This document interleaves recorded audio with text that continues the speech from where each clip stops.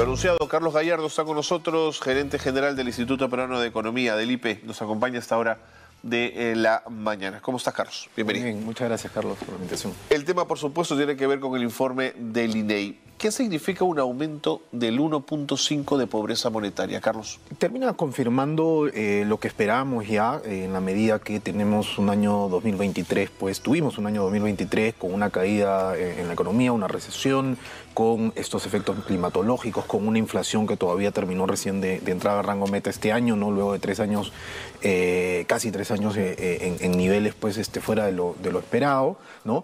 Y entonces lo que tenemos son casi 600.000 pobres adicionales y una pobreza extrema donde tenemos 250.000 pobres más y es grave, ¿no? Y claro, y eso comparándolo con el año anterior, pero si vamos a prepandemia ya estamos en más de 3.300.000 pobres adicionales y casi 1 millón de pobres en pobreza extrema, ¿no? Entonces sí es preocupante y es preocupante porque no siento que hayamos establecido estrategias claras de cómo ir combatiendo esta pobreza que ha cambiado, ¿no es cierto? Ha cambiado también en su composición, digamos, ¿no? Porque ahora la pobreza es más un fenómeno urbano, sí, ¿no? pues. Si bien la pobreza rural es más alta, y eso es importante entenderlo, ¿no? Claro, Sobre todo la pobreza extrema es bien dura en rural, ¿no? Sí, y la pobreza rural es más alta, pero cuando tú dices, oye, pero ya, a ver, tenemos los 9.8 millones de pobres, ¿dónde están estos pobres? Claro.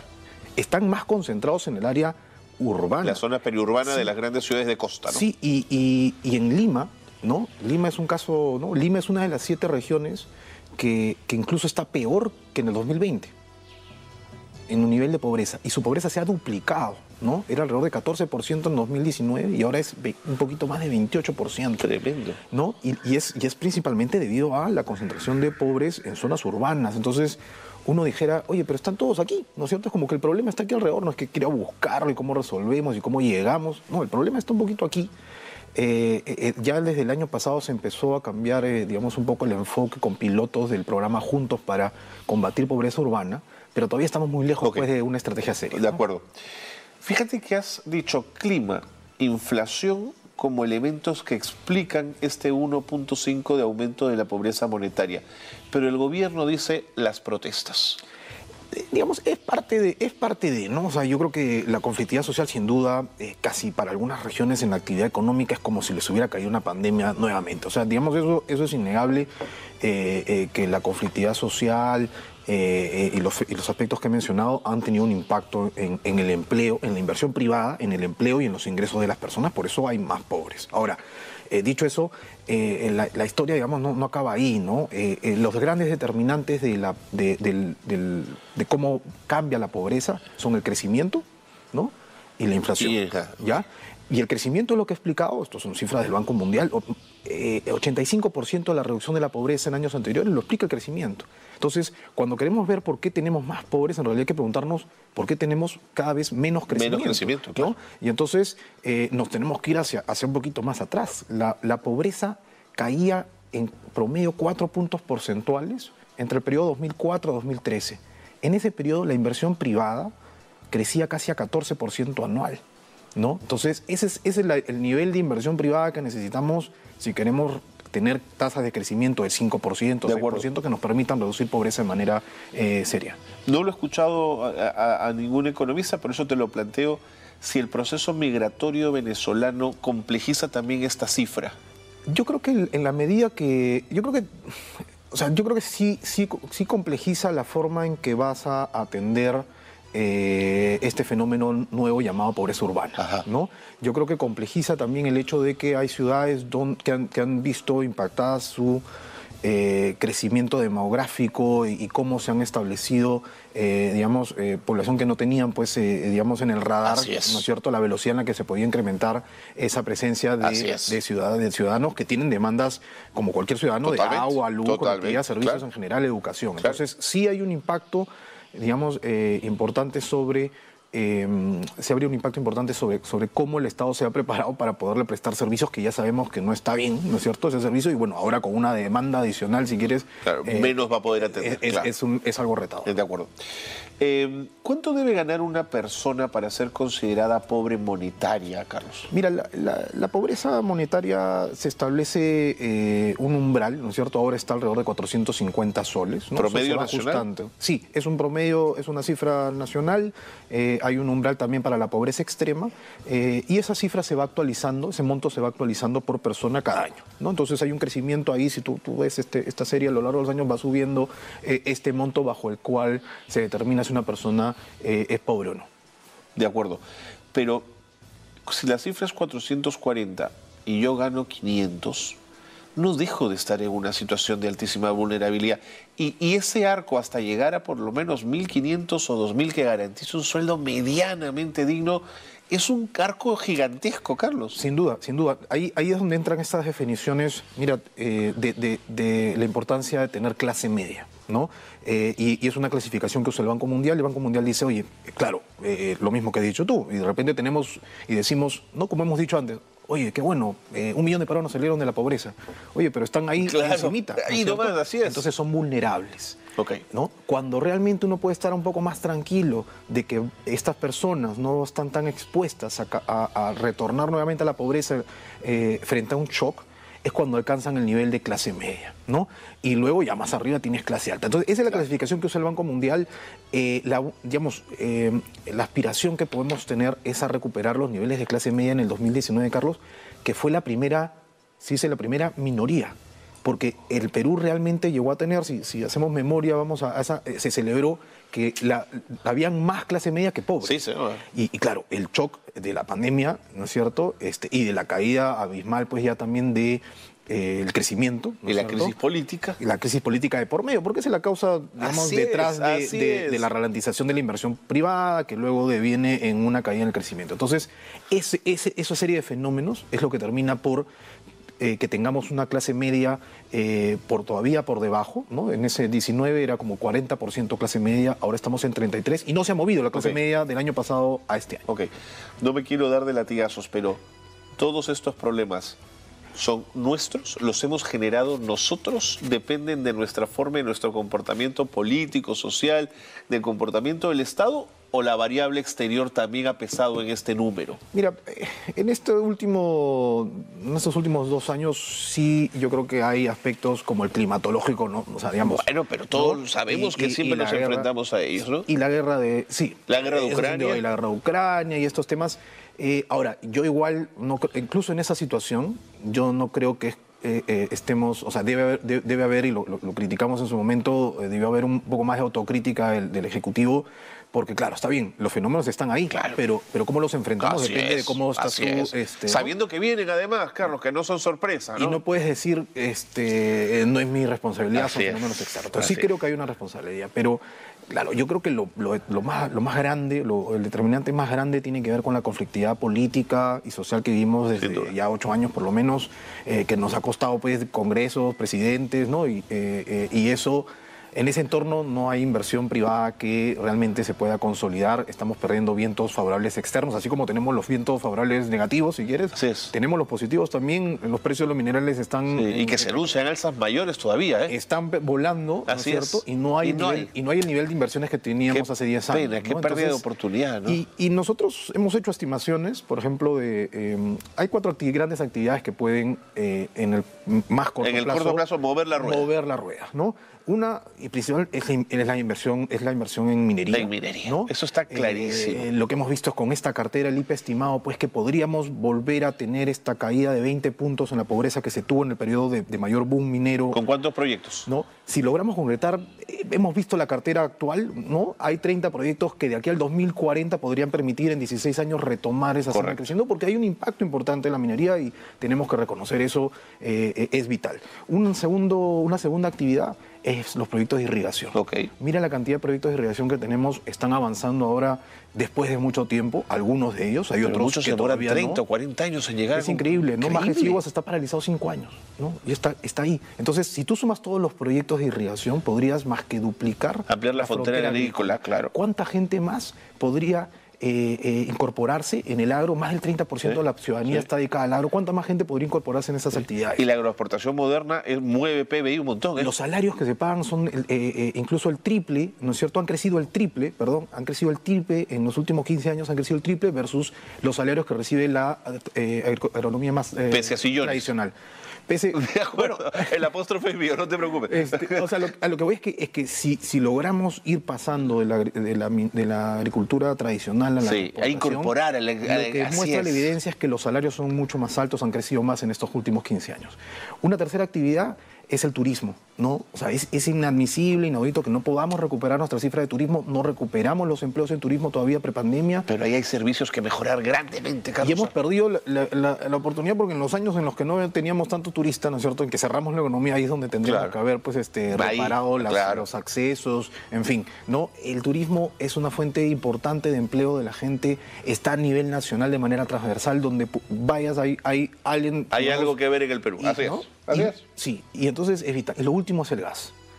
Porque sin costo de energía barato, ¿no? Sin costo de energía barato, es difícil que se desarrollen industrias y que digamos, los hogares sean más competitivos. La diferencia que puede haber entre Se acaba de disparar GLP, Carlos. Pero el gas, la masificación del gas es una agenda súper pendiente, ¿no? Pero nos quedan 15 años de gas y no se está invirtiendo en la exploración que viene. Es que es todo eso. No solamente es cómo llevamos finalmente gas con ductos, sino con camioncitos, ¿no es cierto? Así es. Cómo los llevamos por ductos a otras regiones del país, ¿no? Sino también esa inversión en exploración del gas, que no nos pase que de acá, ¿no? En el 2040 vamos a estar pensando todos conductos y el gas vacío. ¿No es cierto? Entonces tenemos que acelerar esa agenda porque hogares con gas son más competitivos, hogares y industrias con gas son mucho más competitivas. De acuerdo. Interesante cómo lo has planteado, Carlos. Ahora, en zona urbana, la cifra de pobres monetarios, como has comentado, se elevó, pero en área rural disminuyó ligeramente, al 39,8, reduciendo en 1,3 puntos porcentuales. ¿Por qué cae la pobreza rural? Mira, hemos visto ese fenómeno. Mi explicación va por un poco el fenómeno migratorio de la pandemia, donde, digamos, del mundo rural se fueron transitando hacia las zonas urbanas, ¿no? Y tenemos esta migración en Lima y por eso la concentración de pobres en Lima en pobreza finalmente urbana. La pobreza rural se traslada a la ciudad, con todo. Sí, y entonces eso explicaría en buena parte por qué la pobreza rural incluso ha rescendido ligeramente este año. El INEI lo toma como una, digamos, no le da la significancia estadística, o sea, podría ser la misma, o sea, está ahí. Pero la pobreza rural, urbana, es la que no deja de crecer, ¿no es cierto? Y el fenómeno tiene que ver con el mundo, si quieres, las condiciones del empleo formal en zonas urbanas que ha caído, la inseguridad que es más alta también en zonas urbanas, y entonces plantea una serie de retos para la ciudadanía de hacer negocios, de trasladarse, de tener un empleo, ¿no? Entonces, sin duda, los impactos más grandes han ido afectando, deteriorando más esta pobreza urbana, que es la principal que tenemos ahora, ¿no? La pobreza extrema, 5,7, pero raspas y es 16,1 en el ámbito rural. ¿Es esa la estructural, la más compleja de enfrentar? Esa es una característica, sí, es porque incluso la pobreza extrema está más alta que en el 2020. Así es. ¿No? O sea, es gravísimo. Y esta pobreza extrema, ¿no es cierto?, en mundo rural, ¿no es cierto?, nos plantea el reto de, o sea, realmente estas personas o sea, gastan todo lo que tienen y aún no cubren ni su alimentación. Entonces no es que no les cubrimos, no es que no logran cubrir entretenimiento o transporte, no logran cubrir su alimentación. Entonces esta si quieres, yo pondría esa como la más relevante por retomar niveles de pobreza extrema, recuperar niveles de pobreza extrema de prepandemia es como lo más urgente porque está gente realmente con necesidades que no están siendo cubiertas. Así es. Y luego está la pobreza urbana y cómo enfrentarla con nuevas estrategias. Así es. En ese sentido, el afronte por lo general de estos problemas ha sido a través de los programas sociales. ¿Te parece que estos programas hay que fortalecerlos en la lógica de enfrentar ese número? ¿O sientes que hay que repensar los programas sociales y volver un poco al gabinete, mirar de nuevo las cifras y volver al campo? El factor más importante para sacar a las personas de la pobreza es retomar sendas de crecimiento, sin duda, inversión sin duda. privada. En el interín, claro. En el interín, mi preocupación es que no llegan a fin de mes, Carlos. Tenemos que atender a estas personas y ahí te hablaba de algunos ajustes que hubo en el programa Juntos para poder darle este enfoque más urbano. Porque el programa Juntos se diseña hace varios años ya para enfrentar la pobreza rural. Sí, claro. No estaba hecho o no se diseñó ni se pensó para la pobreza urbana. Con Norma Correa hablamos de eso, que todavía hay que trabajar eso. Claro, ¿no? Porque hoy es un piloto. ¿No? El ministro Contreras, ¿no? Lo presentó como una estrategia hace algunos meses, pero eso es un piloto. Entonces, pero hoy tenemos 3.5 millones más pobres en zonas urbanas que en el 2019. Entonces, un piloto que entiendo atiende alrededor de 50.000 personas, se queda muy cortito versus las 3,5 millones de personas que tiene que atender. ¿La muestra te parece poco significativa? O sea, digamos, los pilotos son importantes en el mundo del diseño de las políticas públicas, pero, digamos, corresponde enfrentar esta estrategia de manera más concreta, ¿no? Me he quedado pensando en el 80% de la población de 4 departamentos, 4, que no cuentan con servicios básicos. El año 23, el acceso al paquete integrado de servicios básicos que incluye agua, saneamiento, electricidad, telefonía e internet, no se encuentra disponible para... O sea, el 80% de estos departamentos no tiene estos servicios. Puno, Ucayali, Loreto y Huancavelica.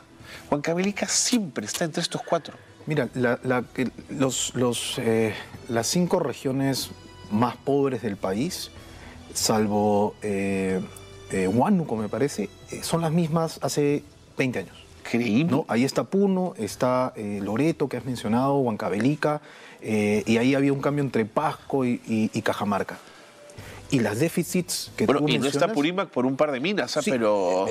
Que también es si quieres, o sea, es la ruta correcta, digamos, de promover la inversión, porque finalmente promueve empleo, pero es como la oportunidad de no perder la oportunidad, el espacio para no perder la oportunidad de poder terminar de cerrar estas brechas. Entonces, tú has mencionado las brechas en servicios, sí, y esas mismas brechas las vemos en salud, en servicios básicos, pero lo vemos también en salud. Por supuesto. La anemia sigue por encima de 40%, en estas regiones alcanza el 60-70%, o sea, 7 de cada 10 niños tienen anemia, más de 60% de los niños tienen desnutrición, no están con sus vacunas completas. El promedio de la desnutrición crónica en estas regiones es el doble del promedio nacional. O sea, eso es en salud y en educación, resultados graves. Entonces, si no empezamos a cerrar esas brechas con los mayores recursos presupuestales que hemos venido teniendo en los últimos 15 años, estamos graves. De acuerdo. Cierro la conversación quizás más con la anécdota que con el fondo, pero este interés del gobierno de ocultar las cifras, ¿qué sensación les deja? Yo creo que hace mucho daño a la institucionalidad del país en el sentido de que hay, si quieres, estas instituciones y el INEI, ¿no es cierto?, es una de ellas que cuenta con una reputación en cuanto a la seriedad con que estructura estas cifras, ¿no? Tiene un comité multidisciplinario, digamos, público y privado, ¿no es cierto?, que van fe, digamos, de que han revisado estas metodologías, que se han seguido... Así es, que no han sido maquilladas las cifras, digamos, ¿no? Y entonces entrar en esta discusión de, oye, si el evento ya se había anunciado y se va a presentar y aparentemente, como han mencionado en medios, habría habido una instrucción de que no se presente, creo que le hace daño a la institucionalidad es de una torpeza mayúscula como el INEI. O sea, yo te soy franco ahí, yo que viajo, el IPE viaja bastante a regiones, o sea, hay gente que dice que el INEI, no le creen al INEI, ¿no? Y es como hay que andarle desde la base y explicándole cómo es una entidad independiente, claro. Que recaba encuestas, esto no son cifras que uno se va inventando. O sea, digamos, en el conocimiento de en el entendido de algunas personas, ¿no? Hay que dudar de todo. De acuerdo. Entonces, de esto no le ayuda. No ayuda, totalmente. Carlos Gallardo, gracias por habernos ayudado a entender estos temas. Al IPE, por supuesto, que siempre nos ayuda con estos asuntos. Muchas gracias. Gracias.